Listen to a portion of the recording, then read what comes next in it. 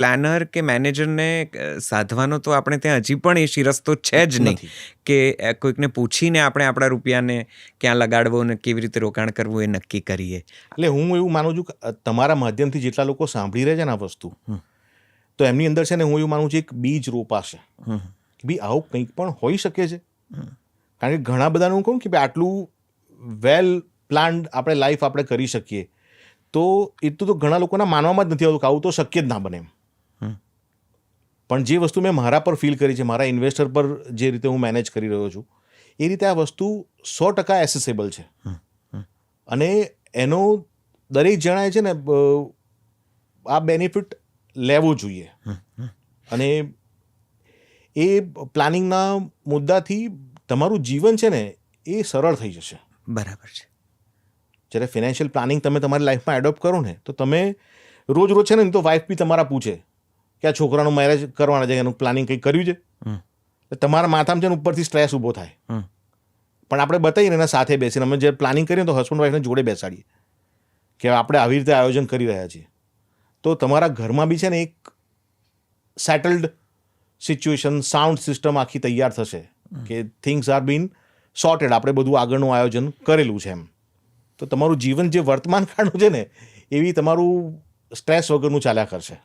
એક આ ફિનાન્સ મેનેજમેન્ટમાં તમે કીધું, વચ્ચે ઉલ્લેખ પણ થયો આપણી વાતોમાં, કે દેખાદેખી બહુ હોય છે. કે ભાઈ ફલાણા ભાઈબંધે જો ફલાણી જગ્યાએ પ્લોટ લીધો તો તું પણ લઈ લે, કે મેં એસઆઈપીમાં રોકાણ કર્યું છે તો તું પણ કર, કે મ્યુચ્યુઅલ ફંડમાં મેં મૂક્યું છે, અથવા તો એફડી કરી છે, અથવા તો સોનું કે ગોલ્ડ બોન્ડ કે વોટેવર. તો એક આ દેખાદેખીથી લોકો પોતપોતાના પૈસાને મેનેજ કરે છે. એ પણ એક બહુ કોમન ચલણ છે. હાલ પણ એનાથી છે ને આપણે દૂર રહેવું જોઈએ. કારણ કે દરેક જણની મેં કીધું ને કે ટેલર મેડ અલગ અલગ વસ્તુ છે. બરાબર છે. એટલે એની જરૂરિયાત જુદી હોય, આપણી જુદી હોય. મારો જે ફ્રેન્ડ કરતો હોય એનું ક્યાંક આયોજન જુદું હોય, મારું આયોજન જુદું હોય. એટલે દરેક જણને છે ને પોતપોતાની અલગ અલગ જવાબદારી હોય. કોઈના ઘરમાં પેરેન્ટ્સ હોય તો એના પેરેન્ટ્સ સાથેની જવાબદારી હોય, પેરેન્ટ્સ સાથે એની જવાબદારી જુદી હોય.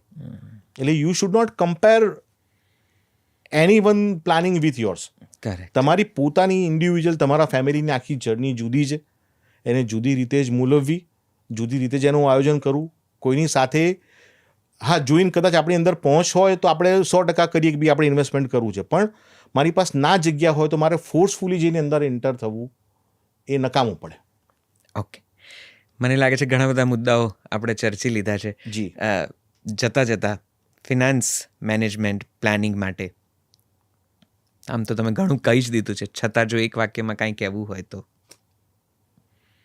બસ find your goal, fill with the fund, okay, and forget it. વાહ, દેટ ઇઝ ધ કી. અને start early is the key. Right. જેટલું વહેલું તમે આયોજન કરશો ને એટલું ઓછા પૈસામાં કામ બનશે. Okay, thank you so much. આજે ફાઇનાન્સ અને રૂપિયાના મહત્વને થોડું વધારે સમજ્યા છીએ, એના આયોજનને વધારે સમજ્યા છીએ અમે. અને મને એવું લાગે છે કે હું જે સમજ્યો છું એ પ્રમાણે કે એક પૈસો રાતોરાત બમણો થતો જ નથી. તમારે રાહ જોવી જ પડે છે. બિલકુલ. અને જૂની જે પણ વડીલો કે ઘરના જે અનુભવીઓએ જે 2-4 સલાહો આપી હતી કે બચત કરો કે રોકાણ કરો, આ બધી જે ઓલ્ડ સ્કૂલ ફોર્મ્યુલા છે એ આજે પણ એટલી જ સત્ય છે. એટલી સત્ય છે. ભલે મોડ બદલાઈ ગયા. જી, એના મોડ બદલાઈ ગયા. ભલે બજાર ગમે તેટલું તામઝામ વાળું થઈ ગયું હોય તો પણ એ જે કોર વેલ્યુ, તમે જેટલા પૈસા, સિમ્પલ વસ્તુ, તમે જેટલા પૈસા બચાવી શકો ને, આપણે જૂની ગુજરાતીમાં કહેવત છે કે ત્રેવડ ત્રીજો ભાઈ. વાહ. એટલે જેટલી ત્રેવડ રાખી, જેટલું ખાય. મારા દાદા એવું કહેતા કે જો ઘરના રોટલે તમે ખાઓ ને રોજ શીરો બનેને, તો ક્યારે દિવાળો ના નીકળે. વાહ. એટલે જ્યાં બહાર તરફ આપણી દ્રષ્ટિ જાય વધારે, આઉટસાઇડનું ફૂડ, બધું જ બહારનું એમ.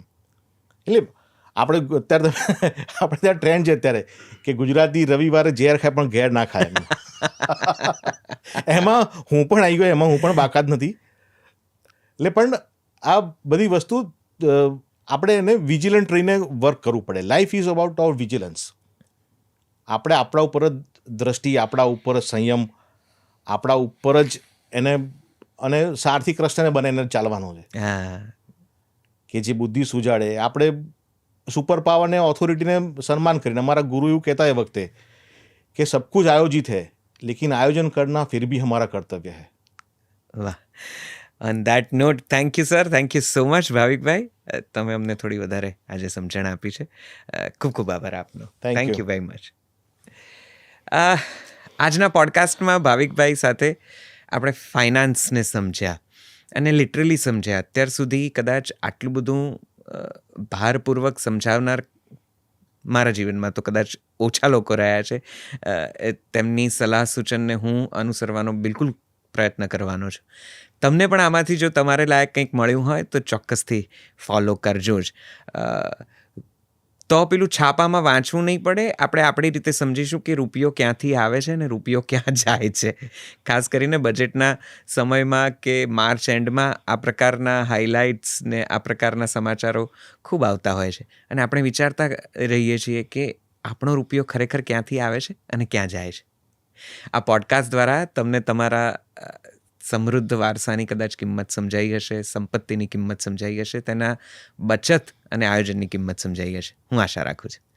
ચાલો ત્યારે આજના પોડકાસ્ટમાં અહીંયા અટકીએ. નવા પોડકાસ્ટમાં નવી હસ્તી સાથે, નવા વ્યક્તિત્વ સાથે બહુ જલ્દીથી મળીશું.